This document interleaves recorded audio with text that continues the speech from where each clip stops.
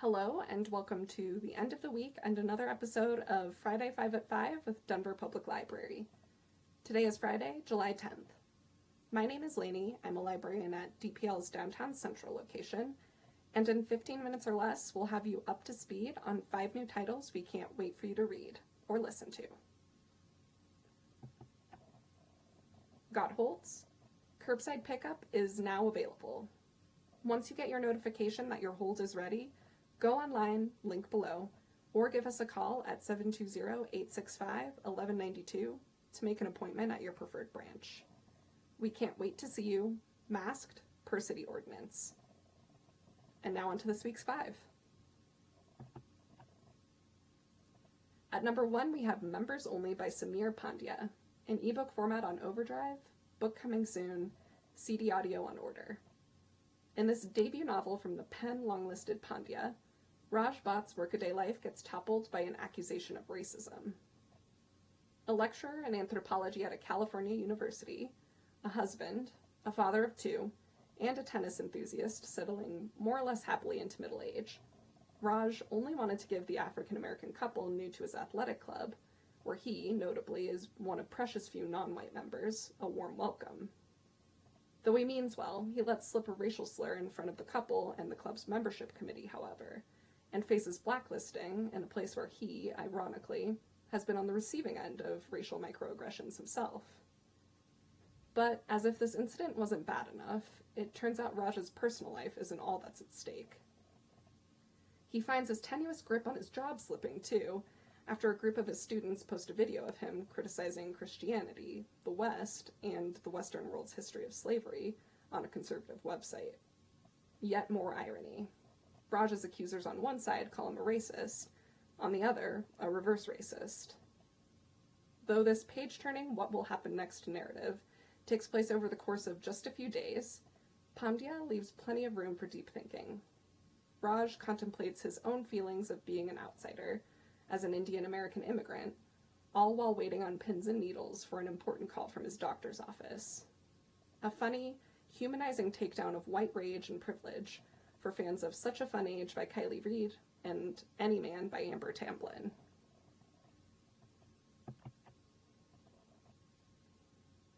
At number 2, we have The Party Upstairs by Lee Connell, on Overdrive as an ebook and e-audiobook, print book coming soon.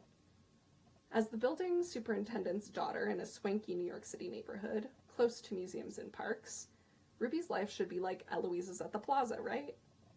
Based on appearances, perhaps, but the reality is much darker than that. Caroline, now living in the penthouse, has been Ruby's lifelong friend, and though they've had their trials, they try to keep true to their friendship. Then, Ruby is forced to move back into her parents' basement apartment, after finding that a liberal arts education does nothing for her employment prospects. Her specialty? Dioramas. Caroline, privileged to the max and abjectly ignorant of any other experience, despite a long string of causes, makes a serious miscalculation in setting up Ruby with a job interview, which goes south fast.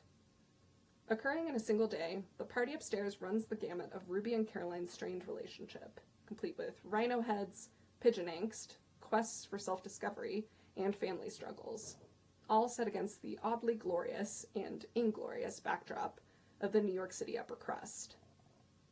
Readers will cheer for Ruby, her prison librarian mother, and salt-of-the-earth father all the way through.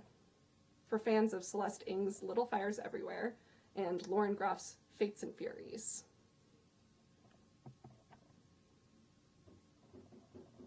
ANTKIND by Charlie Kaufman is our third title today, available on Overdrive as an ebook and e-audiobook, book coming soon. Yes, you heard that right. Charlie Kaufman, the screenwriter and director known for such cult classics as Being John Malkovich and Eternal Sunshine of the Spotless Mind, has written a novel. And like his movies, it's a tremendous and totally bonkers artistic consideration of consciousness, as the Los Angeles Review of Books claims. The book centers on one B. Rosenberg, a film historian who wants readers to know he isn't Jewish, and one unnamed stop-motion film, 90 years in the making, a whopping 3 months in duration, and peopled entirely by puppets. B crosses paths with this masterpiece and its 119-year-old creator, Ingo Cupbirth, in swampy Florida. After Cupbirth dies, B becomes the film's caretaker, a role he bungles completely by losing the only copy to a car fire. He takes it upon himself to reconstruct it from memory, by way of therapy and hypnotism, and a single surviving frame. Along the way, B meets and joyfully skewers many thinly veiled Hollywood figures for readers, from Quentin Tarantino to Charlie Kaufman himself. A wild, enjoyable ride, and a perfect, mordantly escapist pick for cinephiles and Thomas Pynchon and David Foster Wallace devotees. Next, we have Boyfriend Material by Alexis Hall, print book coming soon, ebook on Overdrive. This one's for the Casey McQuiston and Heather Cox fans out there, though Hall shifts the focus from actual royalty to rock royalty in this across-the-pond queer romance. Luke O'Donnell is the son of big-hair British rock stars, and as such, anything amiss in his life, drunken reveling, one-night stands, ends up splashed across the covers of tabloids. This doesn't reflect well on his perfectly upstanding nonprofit career, and his bosses aren't pleased. The solution? Find a respectable fake boyfriend to throw the paparazzi off his trail.